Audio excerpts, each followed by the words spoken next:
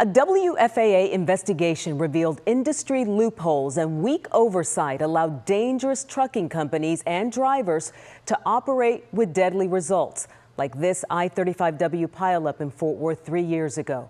But the impact goes further. That same broken system helps criminals hijack goods before they reach your doorstep. It is a growing scam where thieves overseas pose as legit companies and vanish with entire shipments, driving up costs for you. Here's senior investigative reporter Tanya Iser with our Hidden Danger series.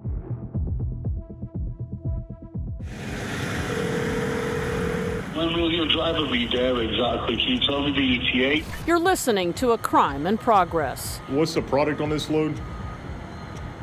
It's going to be beverages. Tanager Logistics, a San Antonio-based freight broker, recorded this call. The imposters had been impersonating the company to steal cargo. Truck had to be there already. Okay, yeah, I got you. They stole our identity, then brokering loads to unsuspecting legitimate motor carriers. Adam Blanchard owns Tanager Logistics. In 2023, criminals used a fake email and Tanager's logo to hire real trucking companies to pick up loads. These criminals would call them and say, instead of delivering it where the paperwork says, deliver it to this warehouse. That's when the cargo would be stolen.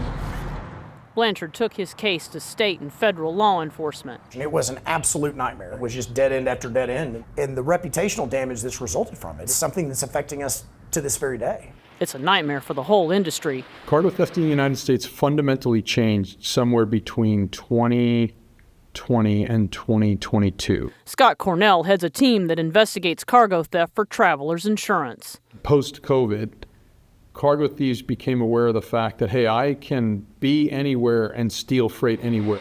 In the past 3 years, this kind of cargo theft has surged nearly 1,500%. The national average loss is valued at more than $200,000 per incident, and Texas is among the top targets. The cost of cargo theft impacts the cost of goods. The more frequently we see these things stolen, the more expensive they're going to become. Here's another way thieves are pulling this off. We've all seen these numbers on the side of most 18-wheelers. One of them's called a motor carrier number, or MC number. They're issued by the federal government. But here's the problem. Those numbers can be bought and sold with little government oversight. And that loophole has opened the door to organized crime.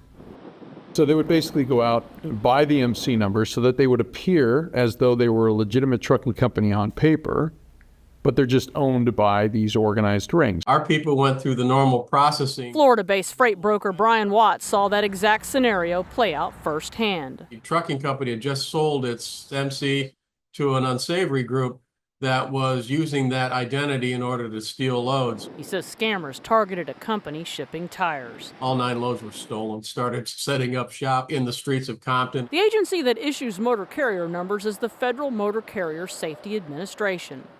They said in a statement they do not regulate the sale of assets such as motor carrier numbers. Cargo theft comes in many forms. In February, Blanchard told his story on Capitol Hill. Our American dream turned into a nightmare. He's now urging Congress to act, demanding better tools for law enforcement. Criminals view trucking as a low-risk, high-reward target. We must invert that calculus.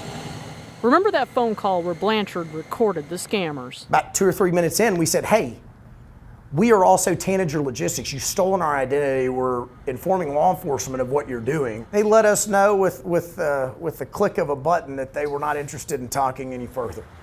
They disappeared after that call. I'm Tanya Iser, WFAA News. In our next story, we are taking a deep dive into how some companies are using virtual addresses and how gaps in the system can let bad actors through. Tomorrow night at 10, why fixing the system matters for every driver every day. If you have a tip for our investigative team, scan the QR code on your screen. It'll go straight to our online tip form, or just email investigates@wfaa.com.